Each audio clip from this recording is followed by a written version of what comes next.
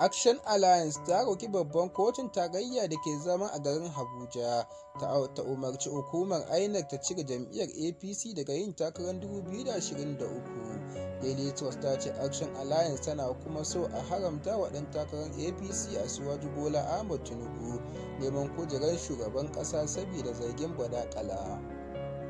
Ana zargin cewa Bola Tinubu bai da takardar shaidar zuwa makaranta, zargin da aka musanya. A wani ƙara da aka shigar, lauyoyin AA sun faɗa alƙalin cewa APC da ɗan takararta ba su dace su shiga zaben baɗi ba.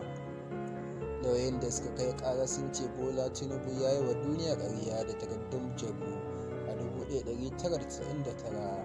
A cewar su, Tinubu ya fake da shaidar karatu da bai mallaka ba.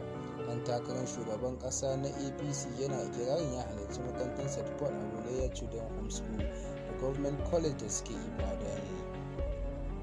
Bugu da ƙara, tsohon gwamnan jihar Legas ya ce ya yi karatu a Richard Dele College da Jami'ar Jihar Chicago, duk a yankin Illinois a ƙasar Amurka. A wata takardar da Kalu Abu ya ba da shaida, ya ce wanda ake tuhuma ya san bai halarci makarantar nan ba, amma ya yi wa INEC ƙarya a fam ɗinsa. Okofai Ikairu, wanda ya tsaya wa AA, ya ce idan aka duba sashe na 24 da na 224 na kundin tsarin mulki, bai dace mara gaskiya ya dai kan kujerar shugaban ƙasa ba. Jaridar New Telegraph ta ce har zuwa yanzu ba a sa lokacin da za a saurari wannan ƙarar ba. Idan an zaɓi ranar da za a soma shari'ar, Tinubu zai san makomarsa.